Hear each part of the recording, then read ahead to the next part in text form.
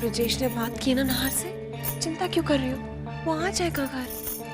पता नहीं भाभी साहब, मेरा दिल घबरा रहा है। कल से एक फोन भी नहीं किया नाहर ने। कहाँ है, कैसे है, हमें कुछ नहीं मालूम। पहले तो कभी ऐसा नहीं हुआ था। भाभी साहब, वो कहीं किसी परेशानी में तो नहीं? नाहर को कुछ नहीं होगा सलोनी। हो गई होगी कोई बात जिससे हमें खबर न कर सका। चिंता ना कर, नाहर बनना सही सलामत आएगा।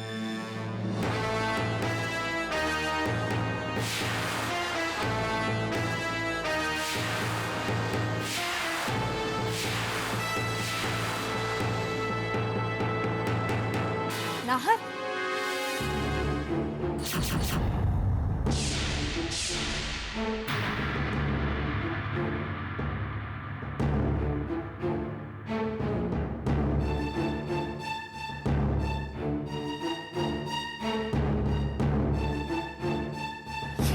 आपको रात भर गायब रहने के बाद इस हाल में घर आया हूं। कहां थे तुम नाहर? नाहर एक बार फोन तो कर देते। सलोनी इतनी चिंता कर रही थी। नाहर बेटे, ये सब क्या है? ये कैसे हुआ? कुछ बोलता क्यों नहीं? कुछ नहीं हुआ बाबू, कल रात को एक छोटा सा एक्सीडेंट हो गया।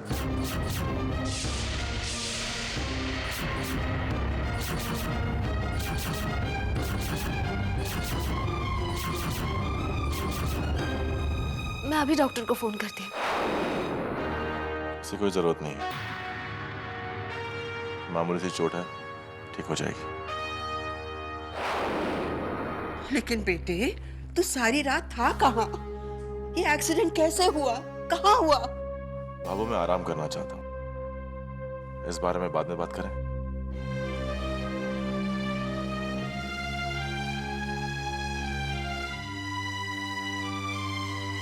अरे लेकिन कुछ तो पता चले ना। ब्रजेश, वो कुछ कहना नहीं चाहता, उसे आराम करने दो। सलोनी बेटी, तुम जाकर नाहर को हल्दी वाला दूध पिला दो बेटे। जी।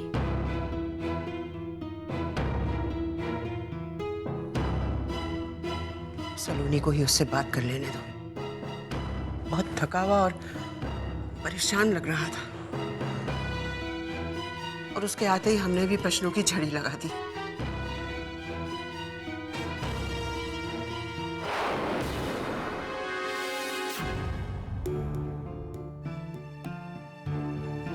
ये क्या, आपने अभी तक चेंज नहीं किया? ये लीजिए, हल्दी वाला दूध पी लीजिए और फिर बाद में आराम से सो जाना। मुझे नहीं पीना। पता था आप मना करें। सारे बच्चे हल्दी दूध से दूर भागते हैं, लेकिन दवा तो पीनी ही पड़ेगी। अभी मन नहीं है तो बाद में पी लेना। अरे आपकी पट्टी लूज हो गई है। उसकी जरूरत नहीं है, ठीक हो जाएगा। क्या बात है नाहर, आप इतने परेशान क्यों हैं? मुझे नहीं बताएंगे कैसे हुआ ये एक्सीडेंट? डॉक्टर ने क्या कहा? कोई सीरियस वाली बात तो नहीं है ना? प्लीज सलोनी, मुझे थोड़ी देर के लिए अकेला छोड़ दो। हाँ लेकिन फिर वही बात, फॉर गॉड सेक। तुम चाहती हो या मैं बाहर चला जाऊं?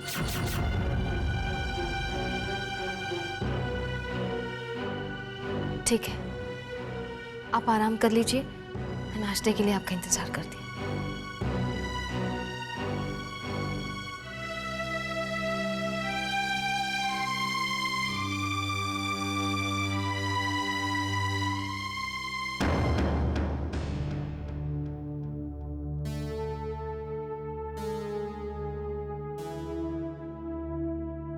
क्या हुआ? कुछ कहा नाहर ने? कहा था वो?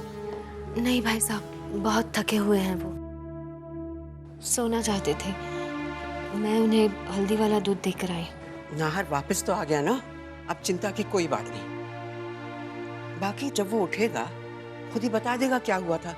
आप सब लोग आ जाइए, मैं नाश्ता लगा देती हूँ।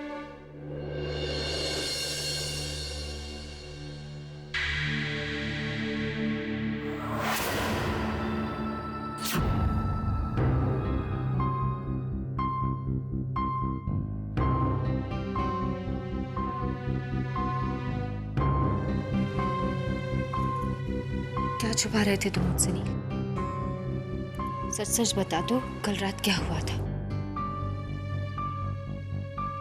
एक्चुअली मैंने झूठ कहा था। दरअसल मैं सबके सामने मैं सच नहीं कह सका। क्या हुआ था? सलोनी, मैंने कहा था कि हम रास्ते में थे और हमें ट्रैफिक मिला। उस हाल में जयपुर पहुंचना वॉज नेक्स्ट टू इम्पॉसिबल। उसकी वजह से नाहर थोड़ा गुस्सा हो गया और वहीं पर किसी आदमी के साथ अनबन हो गई। मैंने उसे बहुत रोकने की कोशिश की सलोनी, पर नाहर मानने के लिए तैयार नहीं था। कुछ गुस्से में और कुछ तुमसे ना मिलने की फ्रस्ट्रेशन में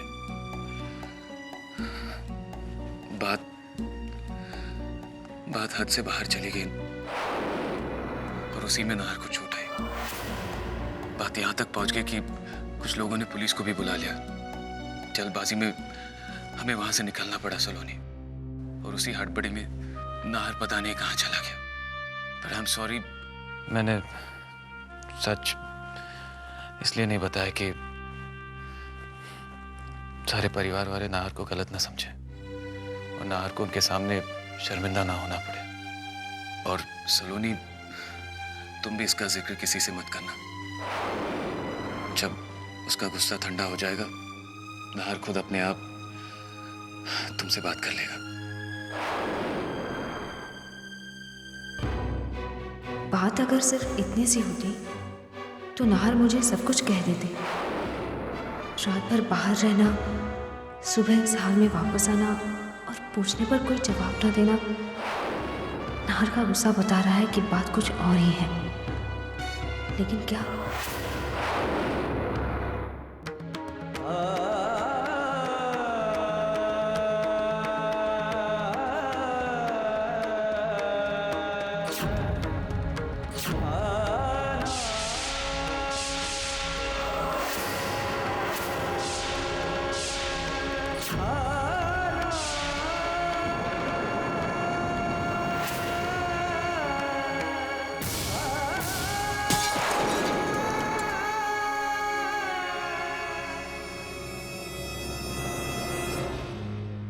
उफ, आज सब काम कितनी देर में हो रहा है। देखो ना, नाश्ता अब जाके तैयार हुआ है। बाबू। हाँ ब्रजेश, आओ बैठो, मैं तुम्हें बुलाने ही वाली थी। बाबू, मैं ब्रेकफास्ट नहीं कर सकूंगा। सॉरी भाई साहब, आज लेट हो गया ना। नहीं, वो बात नहीं है सलोनी। दरअसल ऑफिस में एक बहुत इंपॉर्टेंट मीटिंग है और नाहर तो इस हाल में जा नहीं पाएगा, तो मुझे ही जाना होगा। ठीक है भाई साहब, मैं आपका नाश्ता ऑफिस भिजवा देती हूँ। तुम खिलाकर ही मानोगी। हाँ सलोनी, अरे भाई कभी डाइटिंग तो करने दो। तारा को देखो, हमेशा टोकती रहती है। भाभी से आपको बाहर का खाना खाने से मना करती है। ओ, गलती हो गई। तारा की शिकायत तुम्हारे सामने कर दी मैंने। एनीवे सलोनी, नाहर से कहना कि उसे ऑफिस आने की जरूरत नहीं है। घर पर उसे रेस्ट करने दो। जी। चलता हूँ बाबू। जा, सबको बुला ला, और अगर नाहर जाग गया हो ना, उसे भी। अरे ये छोटे साले साहब तो आज बड़े भाई से भी पहले ऑफिस के लिए निकल गए। कमाल है। नाहर ऑफिस चले गए? वही तो, अब मैंने उन्हें कहा भी कि साले साहब कम से कम ब्रेकफास्ट तो करके जाइए, लेकिन माने ही नहीं। पता नहीं क्या। अरे आपको उदास होने की जरूरत नहीं है सलाइली जी, अब उनके हिस्से का भी मुझे ही खिला दीजिएगा। अब आपकी मेहनत बेकार थोड़ी जाने दूंगा मैं। मुझे देविका जी ने भेजा है, जिन्होंने कल रात नाहर जी को अपने घर में रखा था। ओह हाँ, यस ऑफ कोर्स। आइए बैठिए ना। नहीं बस, वो अपना पर्स देवी जी के घर भूल आए थे। ओके। देविका जी ने ये फूल भी भेजे हैं। देविका जी को हम सब की तरफ से भी थैंक्स कह दीजिए। जी। सुनिए, एक मिनट।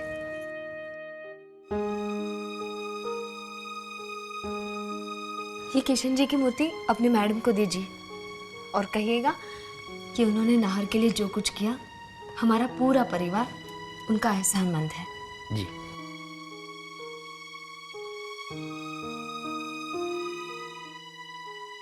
भाई साहब, मैं आपके और नाहर के लिए नाश्ता लाई हूँ। नाहर कहाँ है? पर वो तो बाहर मीटिंग के लिए गया हुआ है।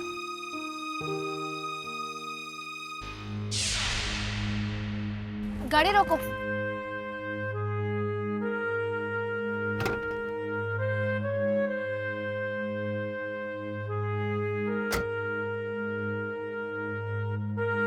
किस तरफ जा रहे हैं आप? चलिए मैं आपको छोड़ देती हूँ। नहीं नहीं, मैं बस से चला जाऊंगा।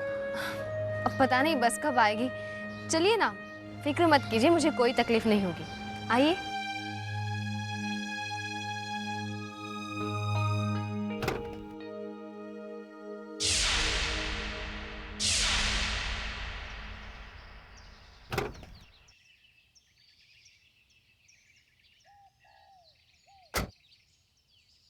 बहुत बहुत धन्यवाद। कहाँ रहती है देविका जी? ओह, बहुत इच्छा है उनसे मिलने की। क्या मैं उनसे मिल सकती हूँ? मैडम तो घर पे नहीं है, वो शहर के बाहर देवी जी का मंदिर है ना, वहाँ पूजा करने के लिए गई है। शाम से पहले नहीं आएगी। मुझे उनका नंबर मिल सकता है? मोबाइल नंबर तो याद नहीं है, लेकिन घर का नंबर ले लीजिए। पेपर देना। ये लीजिए।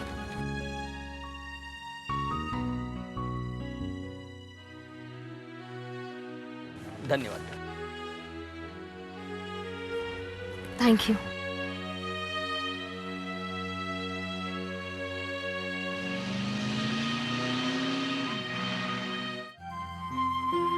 बहुत ही सुंदर मूर्ति है। बहुत किस्मत वाले हैं नाहर सिंह जी, जो उन्हें सलोनी जैसी पत्नी मिली। देखिए ना, उन्होंने सिर्फ हमारे लिए गिफ्ट ही नहीं भेजा, आपको खुद अपनी कार से घर तक छोड़ा। अब तो उनसे मिलना ही पड़ेगा। हरी सिंह जी, आप उनका नंबर ले आते तो हम उनसे बात कर लेते। घर का तो टेलीफोन नंबर मैंने दिया था उनको। बहुत अच्छा किया। अगली बार वो खुद आए या उनका फोन आए तो हमें खबर करवा दीजिएगा। जी।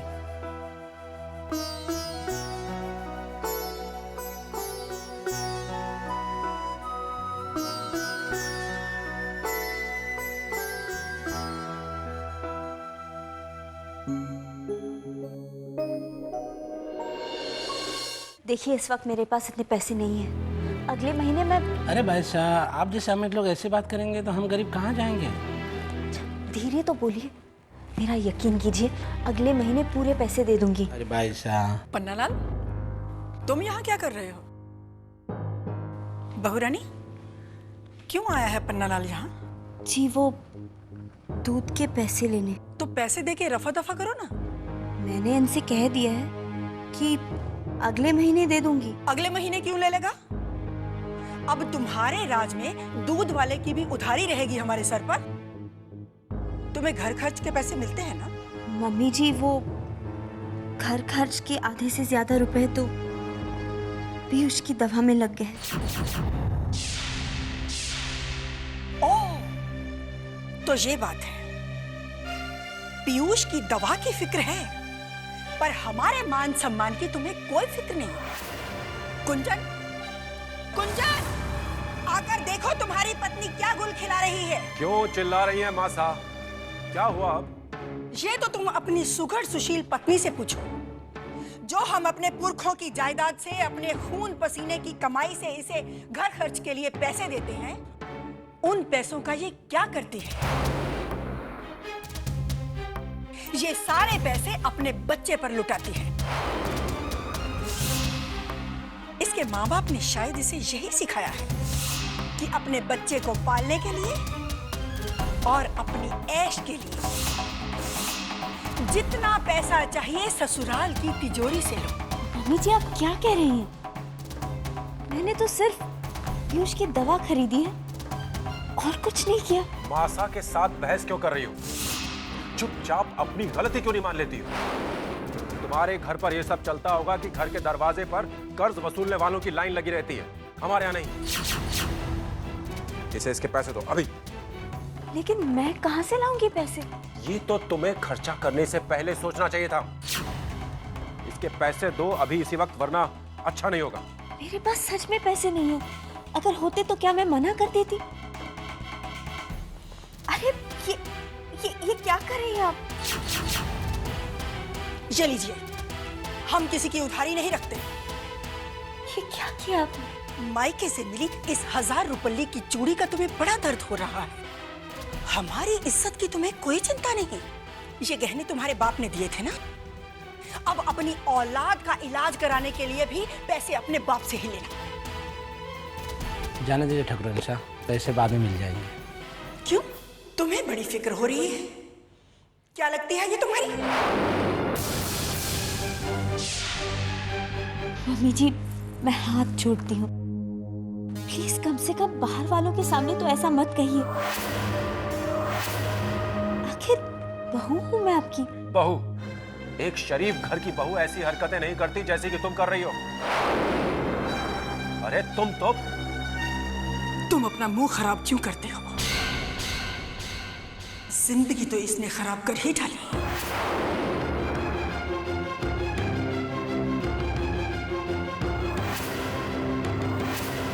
अब तुम खड़े खड़े मुंह क्या देख रहे हो? तुम्हारा हिसाब हो गया ना, जाओ यहां से। तमाशा लगा रखा है।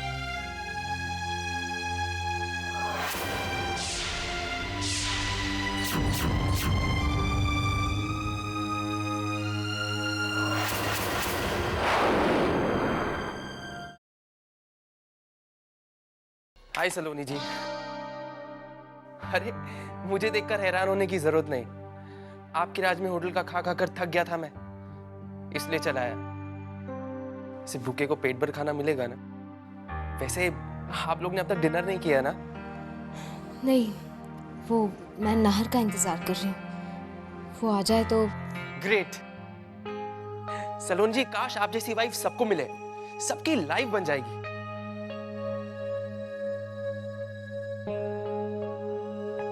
मूड खराब है आपका? कुछ हुआ क्या? नहीं तो। कम ऑन सलोनी जी, इतना तो मैं आपको जानने ही लगा हूं। जरूर कुछ बात है जो आप इतने टेंशन में हैं। नहीं, वो नाहर का एक्सीडेंट हो गया तो। एक्सीडेंट? ओह माय गॉड, लेकिन कब? घबराने की बात नहीं है, लेकिन एक्सीडेंट के बाद नाहर थोड़ा परेशान से है। ये तो काफी टेंशन वाली बात है।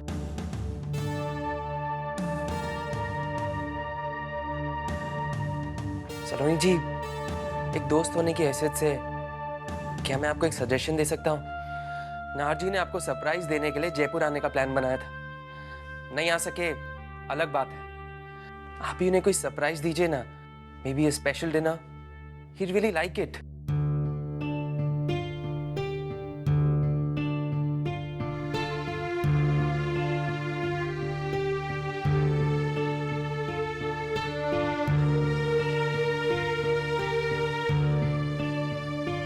आइडिया तो बहुत अच्छी है। तो हो जाए।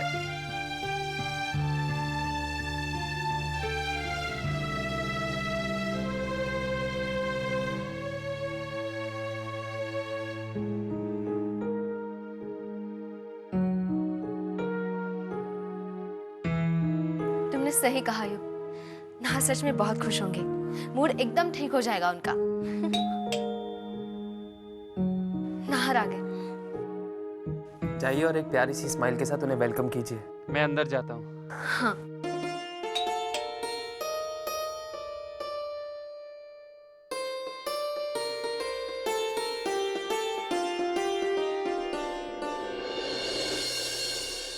बहुत देर से रास्ता देख रही थी आपका, लेकिन समय जैसे ठहर गया था।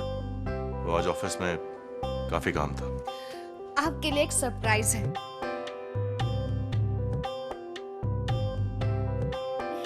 आइए आइए ना, आइए। छोड़ो मुझे।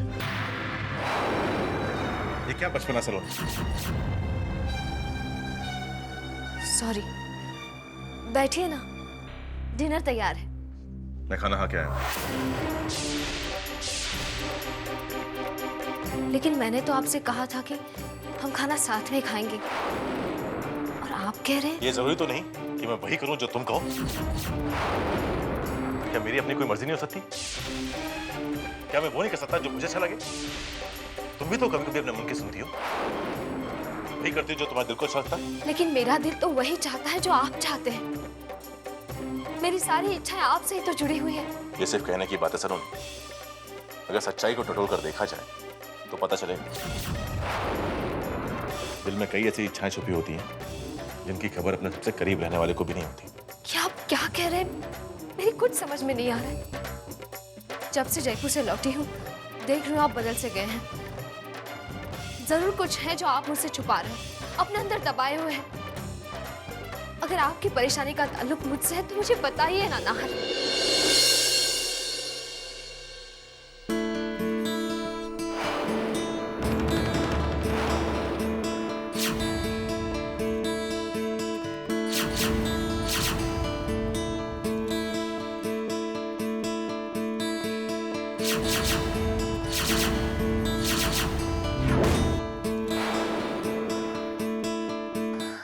Let's celebrate this lovely evening.